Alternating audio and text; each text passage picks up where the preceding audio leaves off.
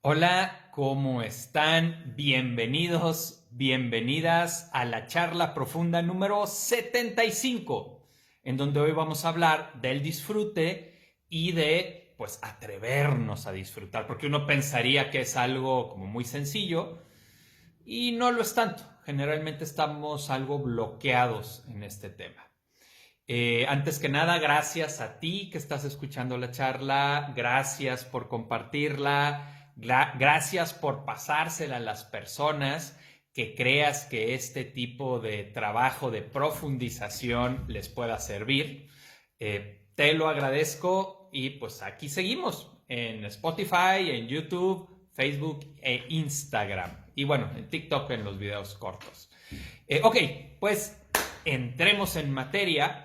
Eh, Hay que tener claro que todos nacimos disfrutando al máximo. Si tú ves a un niño de 2 años, a una niña de 3 años, te das cuenta que para ellos el disfrute es algo muy natural. Cualquier cosa que estén haciendo se puede convertir en algo disfrutable. Sin embargo, a pesar de que todos pasamos por ahí, ¡ay! Mi gatita se anda moviendo y tiró el celular. Misha, estate ya tranquila. La mesa aquí no es para luchar con tu propia cola. Sí, entonces tiró el celular. Pero bueno, acá estamos de regreso. Eh, Hay que tener claro que a pesar de que todos pasamos por ahí, conforme fuimos creciendo, tuvimos que enfocar nuestras energías a tratar de entender cómo era el entorno y enfocarnos a ese entorno. Y empezamos, y lo hemos platicado ya en varias charlas, a cortar partes de nuestra propia esencia para embonar en la familia en la que nacimos. Dentro de este proceso de ir renunciando a partes de nuestra esencia, se empieza a perder también esta capacidad natural que tenemos de disfrute, en donde tú lo ves con cualquier niño de 2, 3, 4, 5 años, cualquier experiencia es una aventura. Mientras sea una experiencia de conexión con ellos mismos o conexión con alguien más, se convierte en algo mágico, en algo disfrutable. Nosotros podemos de repente tener experiencias así, pero ya es más como una excepción. A mí me gusta poner de ejemplo, por ejemplo, cuando viajas a otro país, ¿no? Puedes estar en la Plaza Mayor de Madrid, sentado en un café, y estás sentado y estás echándote un cafecito, una bebida, algo, y estás disfrutándolo como muy profundamente. Esto debería de ser algo natural en nosotros, debería de ser, estoy comiendo mi comida de las 4 de la tarde y estoy conectado y estoy disfrutándola, porque en realidad lo que hace esa experiencia no es la Plaza Mayor de Madrid. La gente de Madrid viene aquí a Guadalajara o puede ir a la ciudad que tú vives en mood turista y va a disfrutar hacerlo ahí en la cafetería por la que pasas todos los días o en donde te echas ahí tu café y ni conectas y ni cuentas te das de lo que está sucediendo. No es la experiencia externa, es la capacidad de disfrute. Me ha tocado, por ejemplo, ahora que fui a Disney hace poco, no, bueno, mi hija y yo estábamos vueltos locos. Mi hija me preguntó, oye papi, ¿no estoy soñando? Y yo estaba así como que por el mismo canal. Pero luego podías ver a gente que estaba toda estresada porque tenían que llegar a tal juego y convertían una experiencia que debería ser de disfrute casi en una experiencia de trabajo, en donde necesitas los tiempos perfectos, las situaciones para poder sacarle el mayor jugo. Y entonces por querer sacarle el mayor jugo y convertirlo en algo que se convierte en exigencia, dejo de disfrutar. Entonces, bueno, todos nacimos con esta capacidad de que cualquier cosa sea una aventura, sea una experiencia muy disfrutable, pero perdimos esa capacidad de ver, esa capacidad de sentir y esa capacidad de entregarnos a lo que está sucediendo. no la perdimos de manera absoluta, pero abandonamos esa manera de estar en el mundo por estar más en una postura de sobrevivencia, de tener que adaptarnos, como digo, al entorno en el que crecimos. Ahora que estás escuchando este podcast, creo que es momento de que puedas empezar a moverte para recuperarla. Créeme que se vive la vida muy diferente. Hay un cuento de Bucay, no sé si por ahí lo hayan oído, es de un señor que llega a una ciudad y entonces llega a un cementerio y empieza a ver las criptas, ¿no? Y entonces las criptas dicen Juan Pérez, 5 años, 9 meses, ¿no? 7 días. Fulanita González, 7 años, 4 meses, 22 días. Pancho Pistolas, ¿no? 3 años, 5 meses, 12 días. Y entonces la persona empieza a darse cuenta de que todas las criptas tienen este tipo de inscripción y la que más duraba llegaba a 12 o 13 años. Y entonces la persona empieza a llorar porque dice, estoy en un cementerio de niños. Y llora y entonces llega una de las personas del pueblo y le dice, oye, ¿por qué estás llorando? Y él, pues llorando, se saca las lágrimas y le dice, es que estoy muy triste por su pueblo.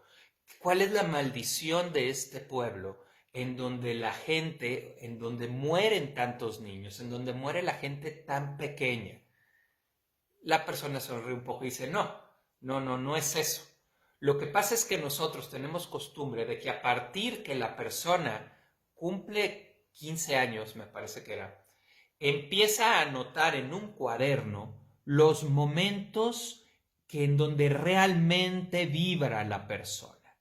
Y entonces dice en ese cuaderno, hoy vi, no sé, hoy besé a mi novia por primera vez. Y anota cuánto tiempo duró la experiencia. Y a veces puede durar, no sé, 5 días la emoción de ese momento, ¿no? Ayer me gradué y tuve mi experiencia de graduación. ¿Cuánto dura? Pasé aquel examen que quería. ¿Cuánto duró mi emoción? Y entonces dice esta persona, cada quien en su cuaderno va anotando todas esas experiencias de disfrute profundo y escribe cuánto duraron. Cuando la persona muere, entonces se suman todas esas experiencias y es el tiempo que se pone porque es el tiempo que nosotros consideramos que esa persona realmente vivió. Bueno, pues hay que preguntarnos cuánto tiempo nosotros nos vivimos realmente disfrutando lo que está pasando. Y muchas veces el número sería bastante bajo. Tienen que ser cosas muy excepcionales. Y créanme, no tendrían por qué serlo. Así como en Madrid estás tomándote un café ahí en la plaza y estás casi extasiado de lo que estás viviendo, puede ser estar desayunando en tu casa, pero realmente conectado con ese desayuno, con el sabor que te genera, con la experiencia de estarlo viviendo. Un poco como, por ejemplo, ahorita acompaño a alguien que se lastimó el tobillo y anda en muletas y platicábamos cómo ahora que está en las muletas, simplemente pararte de tu cama para ir al baño es como es una travesía, ¿no? Y cómo no disfrutamos lo que es podernos parar y hacer la cosa que queremos hacer y no le damos el valor y el sabor que podría tener. Entonces, bueno, vamos a iniciar revisando. Aquí vamos a ver 3 pasos. El primer paso es el revisar cómo fuimos perdiendo esta capacidad de disfrute. Y voy a ver algunos puntos que es lo que yo más he visto en la terapia. El primer punto es cuando tenemos papás que están deprimidos o muy apagados. Los papás muy apagados, obviamente no nacieron así, apagaron a su propio niño y eso se pasa de generación en generación. Entonces los papás muy apagados ven a un niño vibrando y es, no grites, no corras, No, a ver, tranquilo, así hasta la cara, ¿no? Así como si esa vida del niño fuera algo nocivo. Y entonces empiezan a mandarle el mensaje: no grites, no corras, no te ensucies, no vivas. Y si nosotros tuvimos papás así, vamos a traer este mensaje de que el emocionarte, el disfrutar, ay, es algo que hay que, no, baja, baja, baja, ¿no? Digo, no quiere decir que todo el día andes gritando y brincando, pero sí que cuando estés emocionado lo puedas hacer, lo puedas conectar y lo puedas expresar. Otra de las cosas cuando los papás son depresivos o están muy apagados es imitar su energía. El niño o la niña crece en un entorno en donde los papás están tan apagados y entonces con el tiempo se empieza a dar cuenta que esa es la manera de estar en el mundo y empieza a apagar su propia energía. Empieza a cambiar sus colores por una grisedad tranquila y segura. Este es el primero. No es en orden de importancia, fue en orden como me fui acordando y los fui anotando. El segundo es los papás controladores. Porque podrán estar muy vivos ellos, pero como quieren controlar todo, quieren que el hijo vibra de la manera en que ellos quieren, cuando ellos quieren y de la forma que para ellos es vibrar. Entonces, cualquier cosa en donde tú de niño o de niña te salías de ese molde, era frenado, era, era recortado. Y entonces también aprendes a recortar la expresión y con el tiempo ya no solo recortas la expresión, sino recortas el disfrute propio, la conexión. Tercero, este también es bien importante, que es cuando creces recibiendo cargas que no te tocaban. Hay muchos niños y muchas niñas, por ejemplo, que crecen casi como si fueran el papá o la mamá de sus hermanos menores o a veces hasta mayores. Y esto genera una carga en el niño o en la niña que ya no le permite disfrutar la vida, ya no le permite ser ese niño, ser esa niña, y está su energía mucho más enfocada a que los otros estén bien. Esta carga puede ser, como les digo, cuidar a los hermanos menores, a veces es cuidar a los papás. Hay papás que le lanzan a los niños todas sus preocupaciones, todos sus miedos, todo lo que les está costando trabajo se lo lanzan al niño en lugar de ir con su terapeuta o compartírselo a sus amigos. No, se lo lanzan al hijo o a la hija y el hijo y la hija lo agarra pero sin tener las herramientas. Entonces simplemente lo carga y empieza a perder parte de la vida, parte de su propio disfrute. Estas cargas no te tocaban y si las cargaste de niño, te acostumbraste a vivir así y hoy en el presente sigues cargándolas.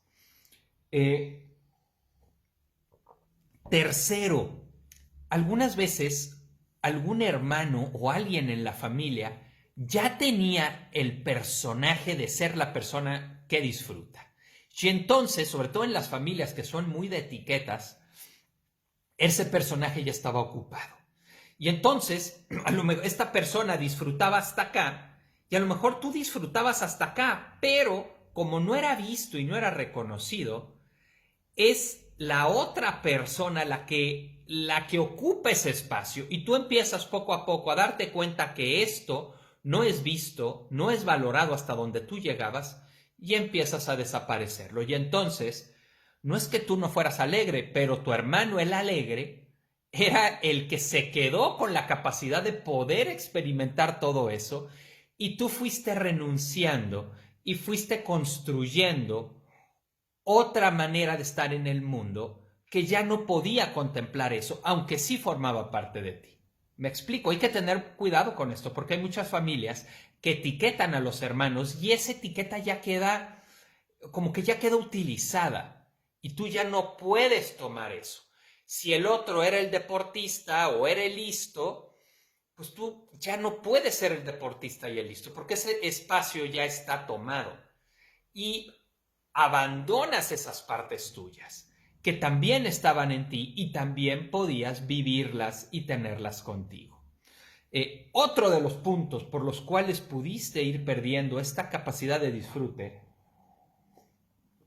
es el crecer con culpa de no ser quien tus papás querían que fueras. Esta es una culpa muy sutil, pero muy enraizada. Y entonces, si mamá y papá constantemente me transmitían que como yo era, no era lo suficientemente bueno para ellos, no era lo correcto para ellos, se empieza a generar una culpa en nosotros por existir. Y entonces el disfrute empieza a ser como algo mal visto, algo que yo no debería de vivir, porque yo debo de pagar las culpas que traigo por no ser quien papá y mamá querían que fuera. Esta es la quinta. Y la sexta va de la mano, que es sentir que no merezco disfrutar. Muchas veces va ligado a la culpa, pero a veces no. A veces simple y sencillamente es, en esta familia eso no se permite, y entonces yo empiezo a crecer como que yo no merezco disfrutar. Y entonces yo solito me encargo de recortar mis propias experiencias de disfrute y, digamos, bajarle 3 o 4 rayitas. Puede que sí esté pasándomela bien, pero si empiezo a vibrar un poco más, no, yo no me merezco esto. Y entonces solito me encargo de apagarle las rayas y pues estar más en este estado de sobrevivencia. El disfrute no tiene que ser solamente explosión. Puede ser un disfrute suave, pero un disfrute profundo. ¿Me explico? Porque digo, también hay mucha gente que parece como fuegos artificiales todo el tiempo, pero no tienen la profundidad de un verdadero disfrute. Simplemente es como una enajenación. Ay, sí, wow, qué padre, no sé qué. Y luego ya al día siguiente ni me acuerdo qué hice ayer. Ahí no hay profundidad. Simplemente hay una enajenación de mí mismo. Esto es algo sutil, por eso no hay recetas. Ya ven que les platico a mí esto de 5 puntos para ser feliz en la vida. Güey, no mames, no hay recetas. Pero sí podemos ir teniendo una cierta guía para entrar en nosotros mismos e ir liberándonos. El siguiente punto, que ya vimos cómo lo fui perdiendo, como los puntos principales que yo veo en terapia, el siguiente punto que hay que hacer para poder empezar a recuperar, después de darnos cuenta cómo la perdimos, es darnos cuenta en el presente cómo le hacemos para desconectarnos y no disfrutar. ¿Cómo me apago en el presente? Y esto no me voy a meter tan a fondo. Ahí ahora sí que te invito a que revises la sesión 2 del proceso terapéutico que tengo la temporada pasada, en donde precisamente se llama Revisa tu presente. Y bueno, sería revisar mi presente y darme cuenta en el aquí y en el ahora cómo me apago. Cómo de repente puedo estar en una situación que me está invitando a disfrutar y me apago. Como en el presente mis amigos están como pasándosela muy bien y yo me encargo de no pasármela tan bien. Puede haber 1000 caminos para esto. Puede ser, los anteriores de no merezco. Puede ser que para hacerlo, no, yo necesito más bien estar triste y entonces yo solito me encargo de conectar con la tristeza, o yo solito me encargo de conectar con el enojo y enojarme, o yo solito me digo ya me tengo que ir porque en el fondo están disfrutando demasiado y yo no me lo merezco, o tengo culpa, o me enseñaron que así no es, o ya sentí que me tengo que controlar, bla, bla, bla. Ahora sí que todas las anteriores. Cacharte en el presente como lo haces. Te invito a revisar la sesión 2 del proceso terapéutico que tengo aquí en las redes. Ahí puedes ver como una cierta metodología para ir para revisar el presente. Ok, 3 puntos que quiero que consideremos para poder atrevernos a empezar a disfrutar. El primero es, no se trata tanto de salir de tu zona de confort. Yo estoy un poco peleado con esta idea de que tienes que estar todo el tiempo casi huyendo de tu zona de confort y entonces vivir en el desconfort, siempre en lucha, siempre en... no, pero sí me parece que cuando estoy demasiado tiempo en mi zona de confort, empiezo a transformarla en una zona de anestesia. Y entonces me empiezo a anestesiar. Y ya no disfruto la vida. Simplemente estoy tranquilo, estoy en paz, estoy seguro. Pero ya veíamos el podcast anterior, la charla pasada, que bueno, si simplemente quisiéramos estar seguros y tranquilos, pues las prisiones en Finlandia tendrían lista de espera. Porque es una chulada y no tienes que trabajar y créanme que estás súper seguro. Pero no, buscamos más en la vida. El otro punto a considerar es que romper la inercia de estar anestesiado implica un esfuerzo. Sí te va a implicar que hagas un esfuerzo para romper esa inercia de tantos años, probablemente 20, 30 años, 40 años, dependiendo de la edad que tengas, de cómo fuiste aprendiendo a sobrevivir. Romper esa inercia sí nos implica un esfuerzo.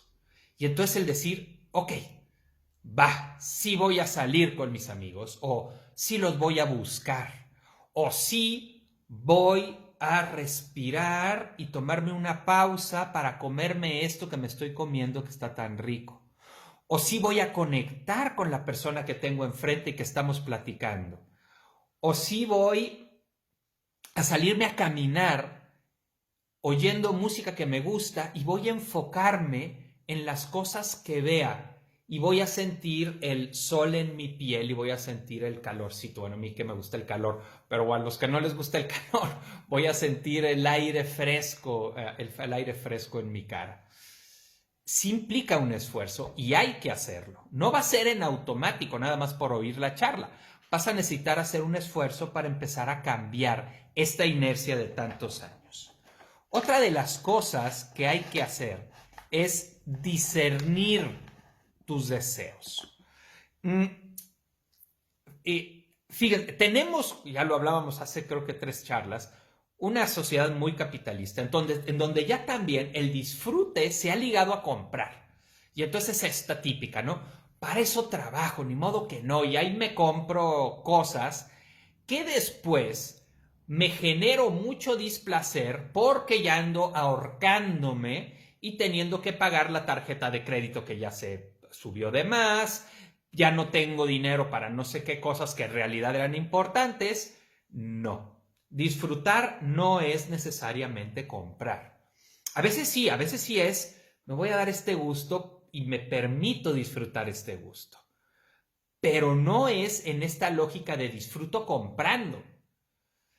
Esto me parece muy peligroso y es algo que nos han vendido porque, pues como lo que quieren es que la sociedad, la manera en la que se ha entendido en estas últimas décadas, es como una sociedad que te ve como consumidor y tu sentido y lo que tú aportas es que trabajes y consumas, entonces se ha ligado el disfrute a esto. Pero es más que eso. Hay que tener cuidado con consumir y solamente generarnos posteriormente un sufrimiento. Otra es estos deseos que tengamos en la vida, es el deseo que sea, hay que verlo en una lógica de preferencia. Está A, B o C, yo prefiero C. Prefiero que esto salga, pero es solo una preferencia. Mi felicidad no puede estar ligada a algo externo, a que algo suceda. Es mi preferencia y si no se da, ok, pues entonces en A y B buscaré cómo disfruto y buscaré cómo vivo mi vida en la opción A o en la opción B. Mi felicidad no puede estar ligada a una sola opción y por eso hay que discernir nuestros deseos. 3. el hacerle caso más a nuestros deseos profundos que a nuestros deseos superficiales. Muchas veces yo puedo querer mejor quedarme acostado y no hacer nada, pero profundamente mi deseo es por ejemplo, el dar terapia, ¿no? Que me encanta dar terapia, me encanta ser terapeuta, y sí hay mañanas que traigo huevilla. Yo no soy una persona muy matutina, yo soy más bien nocturno, y pues sí me cuesta trabajo el levantarme temprano. Entonces, pues a lo mejor sí tengo flojera de ir a dar terapia, pero mi deseo profundo es dedicarme a lo que me apasiona, y entonces mi deseo profundo de ser terapeuta le gana a mi deseo superficial de quedarme acostado. Y simplemente voy y lo hago y lo disfruto. Siempre darle más peso a nuestros deseos profundos que a nuestros deseos superficiales.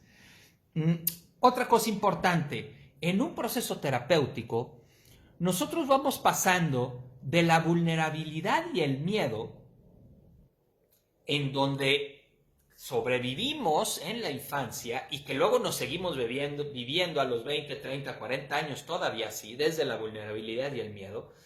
En un proceso de terapéutico vas a pasar de esa vulnerabilidad y miedo a la seguridad y confianza, ¿ok?